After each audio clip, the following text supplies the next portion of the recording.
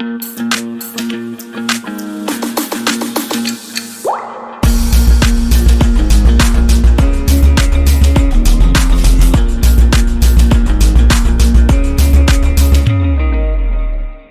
everyone, welcome back to the Layman Way and let's continue our lecture जहाँ पे आज हम कॉम्प्रिहेंशंस के मॉड्यूल को स्टार्ट करेंगे।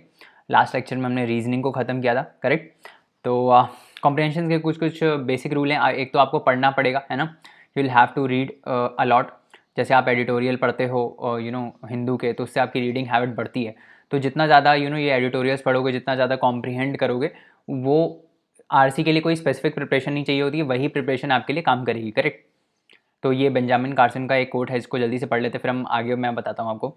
Bye reading so much my vocabulary automatically improved along with my comprehension. So reading is the key to clearing RCs. RCs आप तभी कर पाओगे जब आप ज़्यादा से ज़्यादा चीज़ें पढ़ोगे। और ऐसा नहीं कि इसके लिए कोई नॉवल उठा लेनी है या फिर इसके लिए कुछ अलग सा चीज़ कर लेना है, कुछ नहीं करना है। नॉर्मल जो पेपर पढ़ते हो ना, वही द हिंदू के एडिटोरियल्स अच्छे से पढ़ो, आपको उसमें जीएस के पेपर्स में भी हेल्प करेंगे और आपके रीडिंग कॉम्प्रिहेंशन में भी हेल्प करेंगे कॉम्प्रिहेंड करने में। तो उसको खुद से कॉम्प्रिहेंड करने की कोशिश क्या करो। ऐसा नहीं कि कोई जैसे मान लो एडिटोरियल डिस्कशन आ रहा है तो सिर्फ वो देख लिया, अरे उसको भी देखो, बट साथ में try to read the paper as well, है ना। ऐसा नहीं कि सिर्फ डिस्कशन देख के सोचा कि हाँ अब तो हो गया हमारा, नहीं भाई, पढ़ो उसको, है ना, खुद से पढ़ो, खुद से कॉम्प्रिहेंड करने की कोशिश करो। इससे आपका लैंग्वेज ही बढ़ेगा। एसेज में भी ये हेल्प करता है, आपकी लैंग्वेज, आपका थॉट प्रोसेस, वो सब इंप्रूव होता है उससे, है ना। तो वो सब चीज़ें आप पढ़ो, है ना, उसी से ही आपका आधा जो है आरसीज ये हो जाएंगे। कुछ कुछ बेसिक चीज़ें हैं जो मैं बताऊंगा आरसीज के बारे में, बट आपको रीडिंग तो करना पड़ेगा। So you will have to read, और कैसे रीड करना है ये मैं आपको बताऊंगा। ऐसा कोई शॉर्ट ट्रिक इसमें नहीं है, बट हाँ कुछ कुछ चीज़ें जो हम ध्यान रख के आरसीज को जल्दी सॉल्व कर सकते हैं। तो जो रीडिंग कॉम्प्रिहेंशंस होते हैं उसमें क्या होता है कि जनरली जो भी पैसेज दिया रहता है उसमें एक मेन आइडिया होता है जिसको हम बोलते हैं सेंट्रल थीम, है ना। सेंट्रल पैसेज, सेंट्रल थीम, जिसके अराउंड वो आइडिया मतलब पैसेज रिवॉल्व करता है। एक मेन आइडिया होता है और उसके मेन आइडिया को रिवॉल्व करती हुई चीज़ें दी रहती हैं, फैक्ट्स दिए रहते हैं, है ना, सपोर्टिंग डिटेल्स जिसको हम बोल सकते हैं, वो सब दिए रहते हैं। तो जनरली ऐसे क्वेश्चंस, ऐसे पैसेजेस में एक क्वेश्चन तो ऐसा होता ही है कि what is the central message of the passage, what is the main idea of the passage, ये सब पूछते ही हैं, है ना। तो ये एक टाइप का चीज़ होता है। अब इसके लिए इंपॉर्टेंट क्या है कि आपको पूरा आरसी पढ़ना है, और आपको आरसी जो कॉम्प्रिहेंशन पढ़ोगे आप, उससे आपको ये पता चल जाना चाहिए कि ये कॉम्प्रिहेंशन किसके बारे में बात कर रहा है। तो यूपीएससी का अगर आप सीसाइड का पेपर उठा के देखोगे तो उसमें आपको दिखेगा कि दो टाइप के पैसेजेस आते हैं अभी रिसेंटली, जो पिछले 5 साल में है। एक तो शॉर्ट पैसेजेस होते हैं, जैसे 3-4 लाइन के होते हैं और एक क्वेश्चन हो जाता है ना। और इसके बाद एक लॉन्ग पैसेजेस होते हैं जो बड़े होते हैं थोड़े से, उसमें भी 2-3 क्वेश्चन साथ में आ जाते हैं। तो ये दो टाइप के कॉम्प्रिहेंशन आजकल पूछे जा रहे हैं, है ना। तो हम इसको एक एक करके देखेंगे कि कैसे कर सकते हैं हम। तो मेरा स्ट्रैटेजी तो क्या रहता था कि पहले मेरा कॉन्ट अच्छा है तो मैं पहले कॉन्ट कर लेता था, उसके बाद ये जो छोटे छोटे वाले पैसेजेस हैं इसको एक एक पढ़ के जल्दी से एक एक जो जो सरल सरल दिखते थे वो कर लेता था। क्योंकि सारे क्वेश्चन करने का कोई फ़ायदा ही नहीं है ना, 66 नंबर लाने हैं, क्वांट में ही वो पूरे हो जाते हैं। अब टाइम बचा तो हम चलो कर लेते हैं, इस टाइप से है ना। तो देखो बात ये है कि आप वही क्वेश्चन अटैम्प्ट करो जो आपको ईजी लग रहे हैं लैंग्वेज में। ऐसा नहीं है कि टफ क्वेश्चन भी अटैम्प्ट करना नहीं आ रहा, फिर 3-4 बार पैसेजेस पढ़े, अरे छोड़ो हटाओ दूसरा करो, है ना, बहुत पैसेजेस होते हैं। तो इस टाइप से हमको करना है। अब आपके पास 1 मिनट होगा रफली पेपर एक क्वेश्चन सॉल्व करने के लिए, 1 से 1.5 मिनट। ये तो सेकंड्स गलत दिखा। अगर बड़ा पैसेज है तो उसमें अगर 4-5 क्वेश्चन है तो आपके पास 30-40 सेकंड्स हैं एक क्वेश्चन को करने के लिए, बट रफली आपके पास 1 से 1.5 मिनट होता है पूरा एक कॉम्प्रिहेंशन सॉल्व करने के लिए, करेक्ट। तो आपको पहले क्या कर लेना है कि अभी मैं जब हम प्रैक्टिस करेंगे तो मैं बताऊंगा। तो जैसे खूब बड़ा सा पैसेज है ना, तो आप पूरा मान लो 1 पेज का पूरा पैसेज है, तो इतने बड़े जनरली अभी पूछे नहीं जा रहे, बट मान लो इतना बड़ा है पैसेज, तो क्या करोगे, पैसेज पढ़ने बैठ जाओगे क्या? नहीं, अभी नहीं पढ़ना। आप क्या करना कि पहले एक बार जल्दी जल्दी से आप क्या करना, क्वेश्चंस को स्किम कर लेना कि क्वेश्चंस किस किस बारे में है ना, और उस क्वेश्चन में जाके कीवर्ड्स हाईलाइट कर लेना, ठीक है। जैसे मान लो जीडीपी के बारे में पूछ रहा है, इकोनॉमी का अगर कोई आर्टिकल है तो जीडीपी के बारे में बोल रहा है, मैक्रो ग्रोथ के बारे में बोल रहा है ना, पोवर्टी के बारे में बोल रहा है, तो ये सब कीवर्ड्स हैं, ये सबको हाईलाइट कर लो क्वेश्चन में, और फिर जाके पैसेज को स्किम करो। पैसेज को स्किम मतलब ऐसा नहीं कि एक एक लाइन पढ़ लेना है, एक बार थोड़ा ऊपर से ग्लांस होता है ना जैसे, वो पढ़ लो। अगर उसमें कोई कीवर्ड दिख रहे हैं तो मार दो उस टाइम, ठीक है। तो इस टाइप से आपने पहले 30 सेकंड में ये कर लिया पूरा काम, है ना, क्वेश्चंस को स्किम कर लिया और ये पढ़ लिया।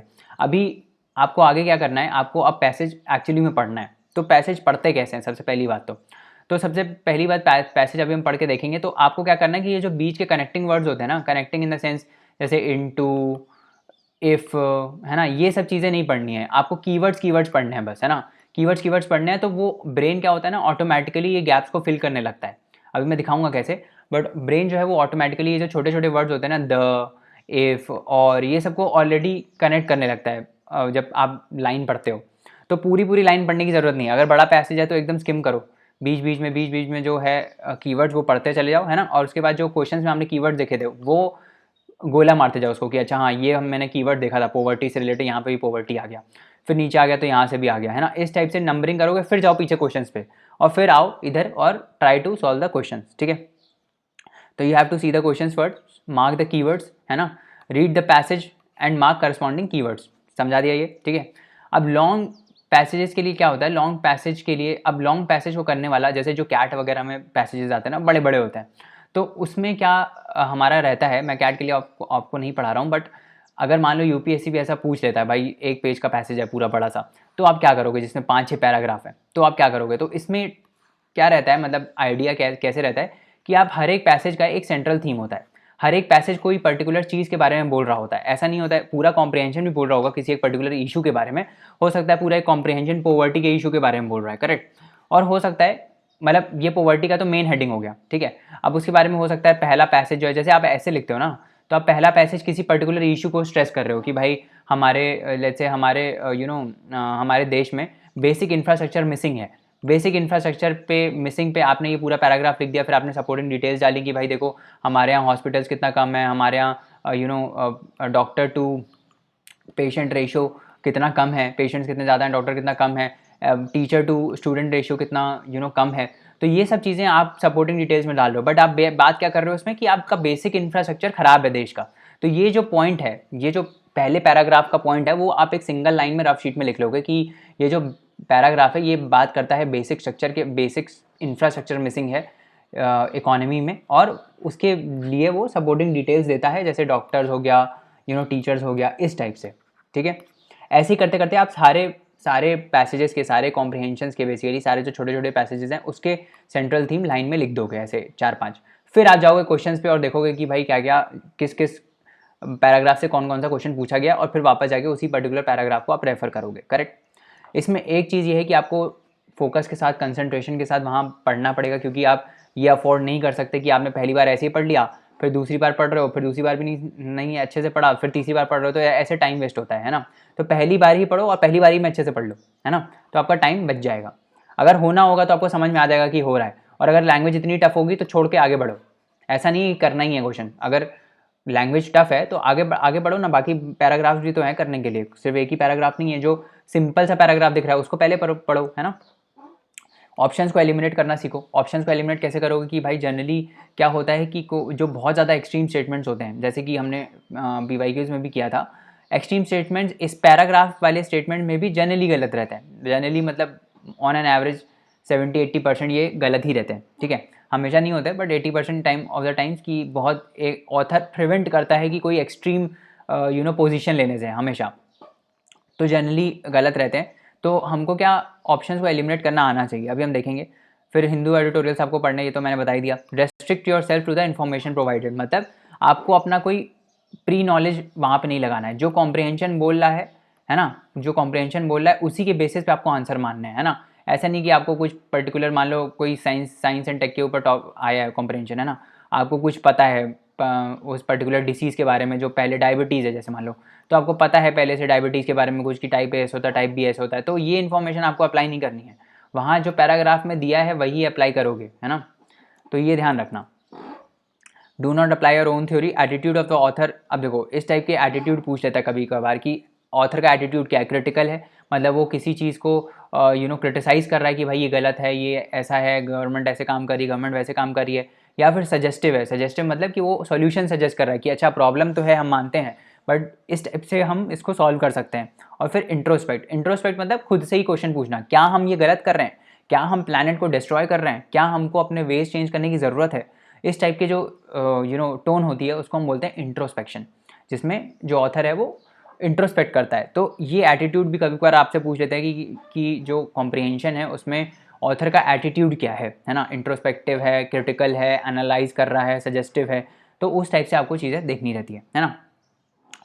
अब जैसे मान लो कुछ कुछ वर्ड्स होते हैं जो आपको नहीं मालूम होगा, वो कैब जो है किसी का ख़राब होगा बहुत ज़्यादा, तो वो कैब एसेंशियली मेरे को ऐसा लगता है कि वो कैब ज़रूरी भी नहीं है आपका कॉम्प्रहेंशंस करने के लिए। बिना वो कैब के कॉम्प्रहेंशन हो जाता है। आपको बस पढ़ना आना चाहिए, है ना, आपको पढ़ना बेसिक आना चाहिए। और जब भी कोई वर्ड आए जहाँ पे वो कैब आपको नहीं पता चल रहा है, तो आप वो पूरा स्टेटमेंट पढ़ो और ये गेस करो कि भाई ये वर्ड का मतलब क्या हो सकता है। मतलब ऐसे कोई आर्बिट्ररी वर्ड तो होगा नहीं, उसी स्टेटमेंट से रिलेट कर रहा होगा। और इतना कॉमन सेंस सब में रहता है कि वो डिड्यूस कर लेते हैं कि भाई ये इस वर्ड का मीनिंग क्या हो सकता है। एटलीस्ट आपको बेसिकली उस सेंटेंस का मतलब तो समझ में आ ही जाएगा। करेक्ट। तो ये तो बेसिक चीज़ें हो गई, है ना। अभी हम क्या करते हैं, एक और थोड़ी रिकमेंडेशंस देख लेते हैं। Include regular habit of active reading, ये तो मैंने बता ही दिया। क्लैरिटी और over directive words, most of the questions require clear understanding of directive words such as crux, logical and rational inference की लॉजिकल एंड रैशनल इन्फरेंस क्या है, सेंट्रल आइडिया क्या है, एजम्पशंस क्या हैं, है ना। इन जो पैसेज आपको दिया है उसके बेसिस पे हम क्या एजम्पशन ले सकते हैं। It is highly desirable that students are precisely aware of these meanings. ठीक है, तो बेसिक बेसिक टर्म्स के मीनिंग जान लो कि जैसे जो क्वेश्चन में पूछे जाते हैं ना कि एजम्पशन का मतलब क्या होता है, रैशनल इन्फरेंस का मतलब क्या होता है। इन्फरेंस मतलब कि उससे आप उससे क्या कॉम्प्रीहेंड कर पा रहे हो उस पैसेज से, है ना। Crux of the passage, crux of the passage मतलब एक आप मान लो कि सेंट्रल आइडिया क्या है पैसेज का, तो वो पूछ रहा होता है। करेक्ट। तो ये सब चीज़ें आपसे पूछी जाती हैं। ठीक है, ये मैंने आपको बता ही दिया कि अपनी जीएस नॉलेज जो है वो आप अपने कॉम्प्रहेंशन में यूज़ मत कीजिएगा, है ना। वो उसको कॉम्प्रहेंशन की तरह ही ट्रीट करिएगा। करेक्ट। चलो अभी जल्दी से हम आगे बढ़ते हैं और थोड़े पैसेजेस को देखते हैं तो ज़्यादा समझ में आएंगी चीज़ें, है ना। तो ये पहले पढ़ते हैं हम कि अच्छा जब भी पैसेज पढ़ रहे हो तो जैसे ही पहले हमने स्किम की टेक्निक देखी है ना, स्किम की टेक्निक, कीवर्ड्स मार्क करने की टेक्निक, तो उसी टाइप से हम थोड़ा पढ़ लेंगे, है ना। तो ये थोड़ा पैसेज है, हम पहले क्वेश्चन देख लेते हैं। What is the logical assumption that can be made from the passage given above. तो इससे हमको लॉजिकल एजम्पशन बताना है। No man can live without adhering to religious domination. It is a duty of everyone to propagate religious denomination. Religious denomination ignore करते हैं unity of man. और क्या है, man do not understand their own religious denomination. तो religious denomination के बारे में ये 4 लाइनें हैं, तो अभी हम पढ़ लेते हैं।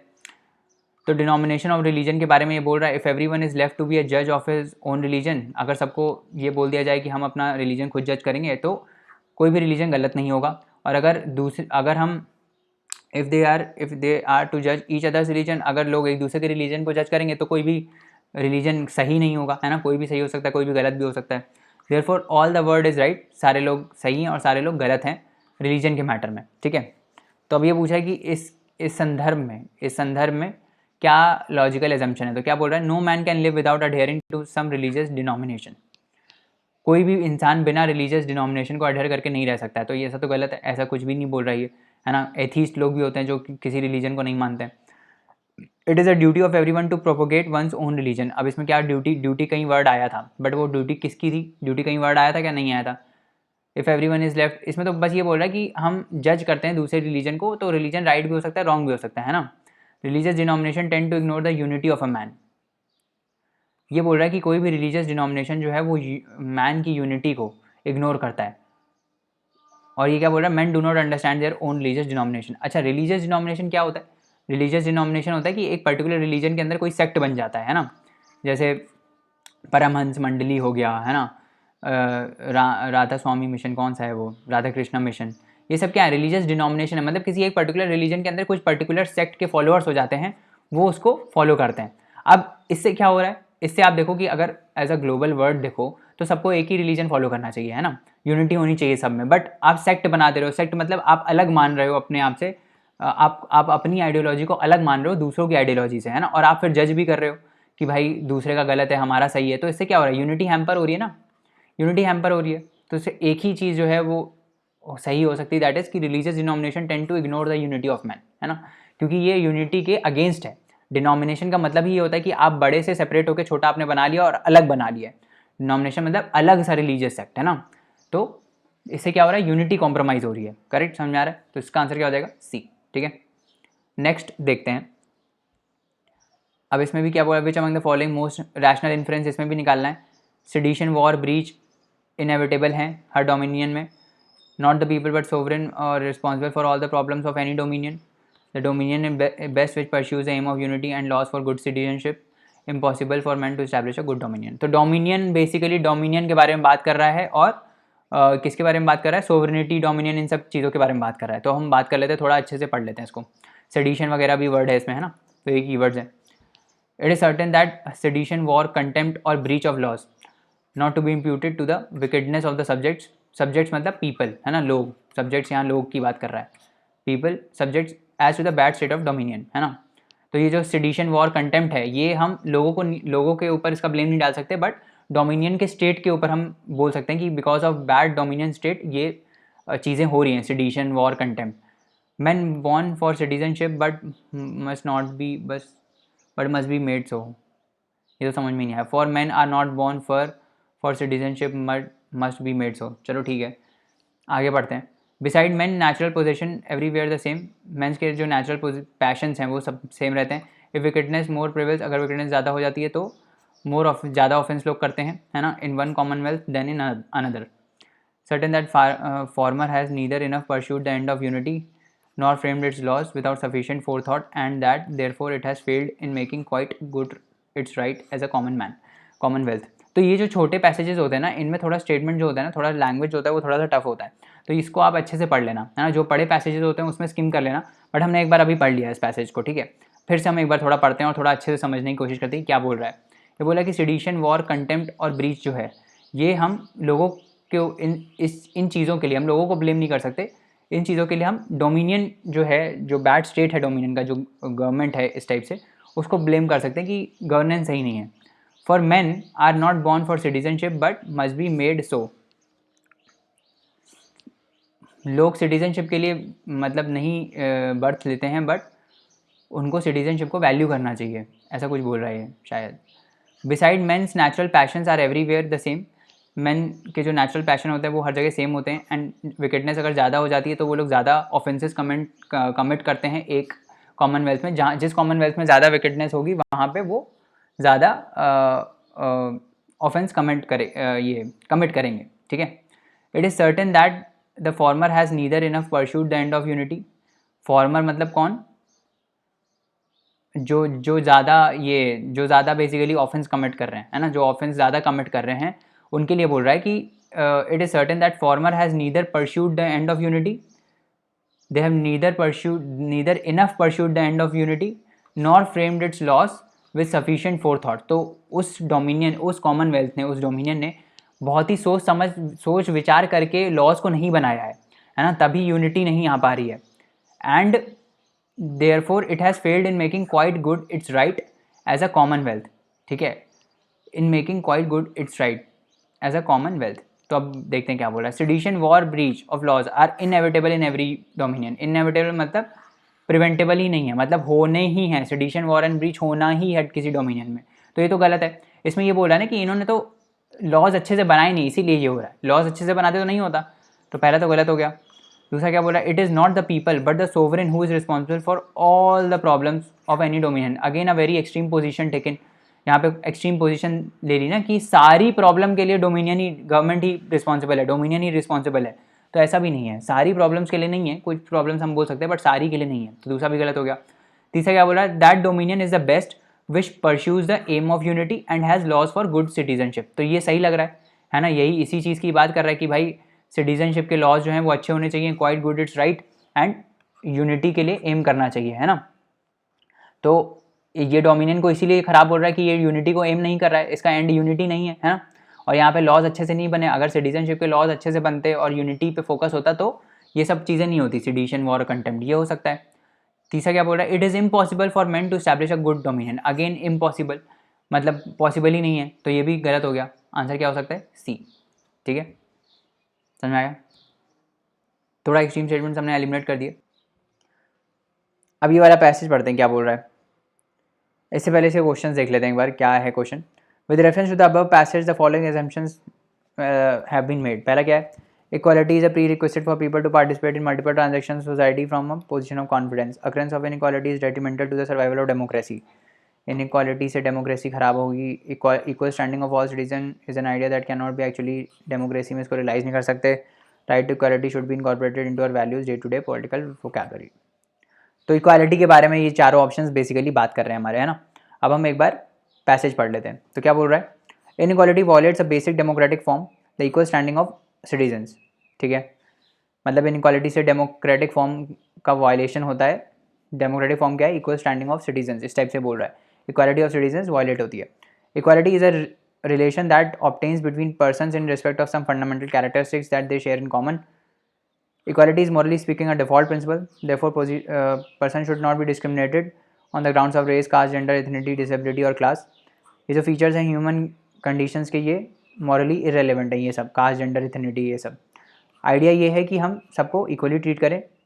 इक्वली इसलिए ट्रीट नहीं करें क्योंकि मतलब the idea that one should treat person with respect, not only because some of respect आपको देना है किसी को, नॉट बिकॉज कि उनके पास कोई स्पेशल फीचर या टैलेंट है, मतलब कोई क्रिएटर है, सिंगर है या सेलिब्रिटी है, इसीलिए आप दे रहे हो, बट ये एक मॉरल चीज़ है, ये एक ह्यूमन राइट है ना, ये कॉमन सेंस मोरालिटी है। तो इक्वालिटी के बारे में पूरा स्टेटस बात कर रहा है कि भाई हमको इक्वल ट्रीट करना चाहिए, सबको इक्वल रिस्पेक्ट देनी चाहिए, करेक्ट।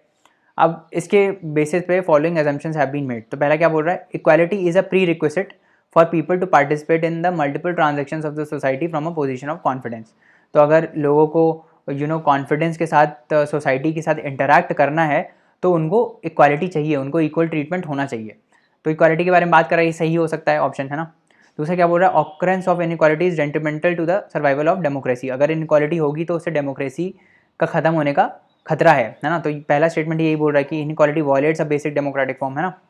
तो ये भी सही हो गया, दूसरा भी सही लग रहा है मेरे को। तो दो ही ऑप्शन इसमें सही है, वैसे दूसरा तो सही है, पहले में थोड़ा डाउट हो सकता है।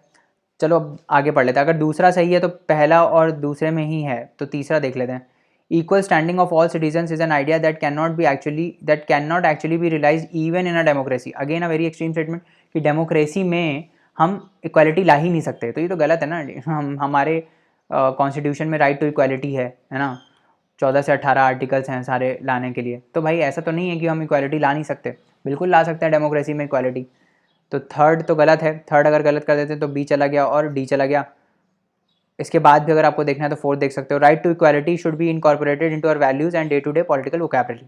तो राइट टू इक्वालिटी की तो कहीं बात ही नहीं हुई है, ये तो राइट है, राइट टू इक्वालिटी की कहीं बात ही नहीं हुई है। नॉर्मल इक्वालिटी की बात हुई है कि इक्वालिटी से हमको इक्वल रिस्पेक्ट देना चाहिए, इक्वालिटी ट्रीट करनी चाहिए। ये तो कहीं नहीं बोला कि राइट टू इक्वालिटी लाओ, और ये सब तो नहीं बोला है ना। तो फोर्थ गलत है, फोर्थ भी गलत हो गया। क्या बचा? ए बचा, है ना। तो इसका आंसर क्या हो गया? इसका आंसर हो गया ए। समझ में आ गया? आगे बढ़ते हैं।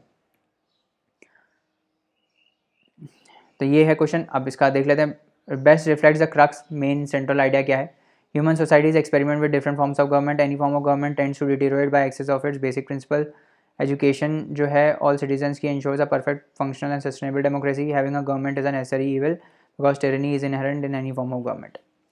ठीक है, ये सब हैं इसके ऑप्शंस। अब पढ़ लेते हैं। Aristocratic government rules itself by limiting to narrowly the circle within which the power is confined. Oligarchic government ruins itself by incautious scramble for immediate wealth. But even democracy ruins itself by excess of democracy. मतलब ये जो तीनों चीज़ें दी हैं इसने, aristocratic government, ओलिगारिक government और democracy. तो देखो, अगर पहला दो ऑप्शन नहीं भी समझ में आ रहा तभी भी हमको तीसरे से समझ में आ रहा है कि ये बोलना क्या चाह रहा है पहली दो स्टेटमेंट से।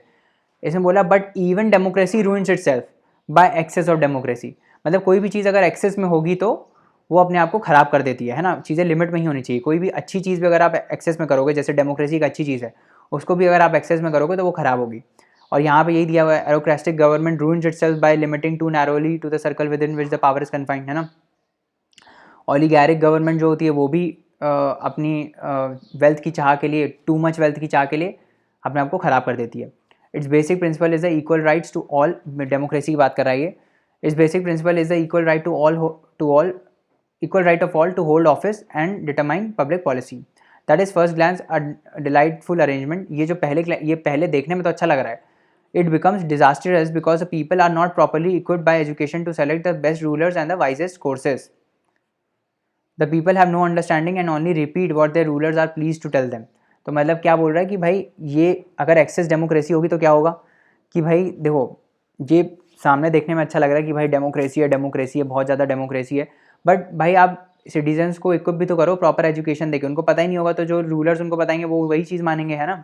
अगर एजुकेशन नहीं होगी तो हम मतलब फ़ायदा क्या हुआ? समझ में आ रहा है ना। वो हम अच्छे लीडर्स अपॉइंट ही नहीं कर पाएंगे ना। The people have no understanding and only repeat what the rulers are please to tell them. Such a democracy is tyranny और ऑटोक्रेसी. ये क्या हो जाता है, ये टिरनी बन जाती है और ऑटोक्रेसी बन जाती है. जो वो चाह रहे हैं वो होगा, जो गवर्नमेंट चाह रही है वो होगा, है ना. समझ में आ रहा है. तो ये बेसिकली एसेंशियली ये पैसेज बोल रहा है. अब देखते हैं क्या बोल रहे हैं इसके options. Human societies experiment with different forms of government. ऐसा तो कुछ नहीं है.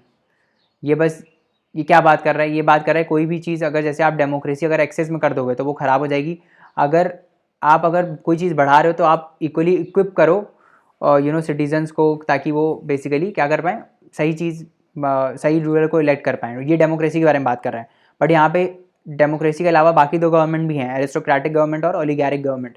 यहाँ उनकी भी बात हुई है ना. तो सिर्फ ये बात नहीं हुई है नीचे वाली, ऊपर भी बात हुई है. तो अभी देख लेते हैं. एनी फॉर्म ऑफ गवर्नमेंट, कोई भी फॉर्म ऑफ गवर्नमेंट हो, tends to deteriorate by excess of its basic principle. तो यहाँ पे ये बोल रहा है democracy ruins itself by excess of democracy, aristocratic government ruins itself by excess of aristocracy, और ओलिगारिक गवर्नमेंट भी रूइन कर देती है अपने आप को. तो ये हो सकता है कि भाई any form of government tends to deteriorate. इसमें सारी तीनों गवर्नमेंट्स कवर हो रही हैं, है ना. सी बोल देते हैं, ये हो सकता है, अभी पता नहीं, पक्का नहीं है, बट सी देख लेते हैं. Education of all citizens ensures a perfect functional and sustainable democracy. Perfect जैसी कोई चीज़ नहीं होती दुनिया में, ठीक है. परफेक्ट कुछ नहीं होता. इंडिया में भी डेमोक्रेसी है, परफेक्ट डेमोक्रेसी है क्या? नहीं है डेमोक्रेसी परफेक्ट, है ना. तो परफेक्ट जैसी कोई चीज़ नहीं होती है. Education of all citizens ensures a perfect functional and sustainable democracy. Sustainable democracy हो सकती है बट परफेक्ट डाउट. मतलब समझ रहे हो, ऐसा कहीं लिखा भी नहीं है वैसे इस पैसेज में कि सस्टेनेबल है. इसमें बस ये बोला है कि आप इक्विप करो सिटीजन्स को ताकि वो अच्छे रूलर्स अपॉइंट कर पाएँ.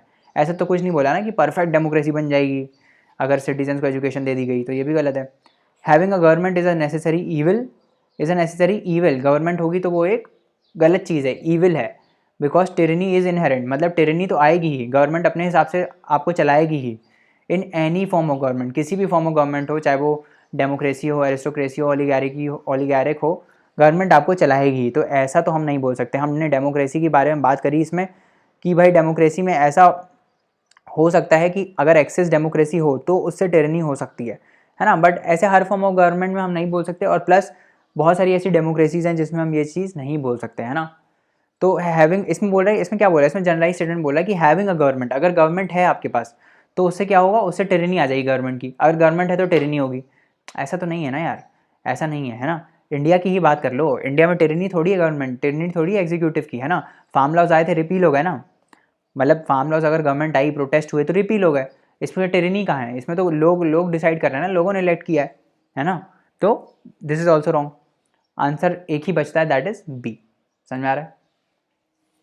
आगे बढ़ते हैं. अब इसके थोड़े ऑप्शन देख लेते हैं क्या बोल रहा है.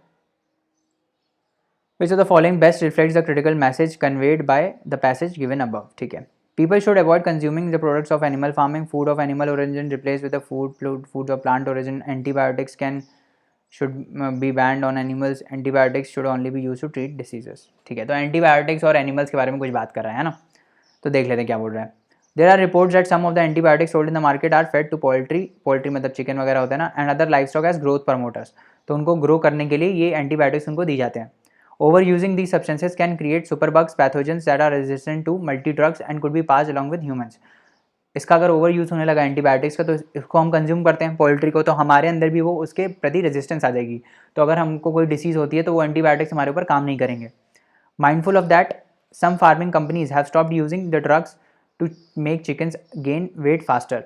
तो कुछ कंपनीज ने ऑलरेडी ये ड्रग्स को बैन कर दिया है. बैन तो नहीं किया है बट यूज़ करना बंद कर दिया है, ताकि इसी फैक्ट के लिए कि भाई ये जो है एंटीबायोटिक से ह्यूमन बॉडी में जाएगा और फिर रेजिस्टेंस क्रिएट हो जाएगा. Since Denmark banned antibiotic growth promoters, Denmark ने एंटीबायोटिक ग्रोथ प्रमोटर्स को बैन किया था 1990 में. The major pork exporter says it is producing more pigs. तो उन्होंने बोला कि हम देखो पहले ये लोग क्या करते थे कि पिग्स को ग्रोथ हार्मोन्स देते थे, मतलब ये एंटीबायोटिक्स देते थे ताकि वो जल्दी से ग्रो कर लें. बट अभी उन्होंने क्या किया, अभी इन्होंने पिग्स की वॉल्यूम ही बढ़ा दी है, मतलब ज़्यादा पिग्स ये रेज कर रहे हैं. तो इससे क्या होगा, एनिमल जो है उनको कम डिसीज़ होती हैं और एंटीबायोटिक्स भी यूज़ नहीं होते. तो ये बात कर रहा है. अब ये क्वेश्चन पढ़ लेते हैं क्या बोल रहा है. People should avoid consuming the products of animal farming. ऐसा तो कहीं नहीं बोला कि भाई एनिमल फार्मिंग के प्रोडक्ट्स वो कर लो, बंद कर दो यूज़ करना, ऐसा तो नहीं बोला. दूसरा क्या बोल रहा है, foods of animal origin should be replace by foods of plant origin. Plant origin की तो कहीं बात ही नहीं हुई है, प्लांट्स की तो कहीं बात ही नहीं हुई पूरे पैसेज में, ये भी गलत हो गया। Using antibiotics on animals should be band. Again इसमें क्या लिखा है, should be, very critical point कि शुड बी बैंड, ऐसा तो नहीं बोला, डेनमार्क ने बैन किया है ना। शुड बी बैंड तो कहीं बोला ही नहीं कि भाई शुड बी बैन ही हो जाना चाहिए, ऐसा तो कहीं नहीं बोला है ना।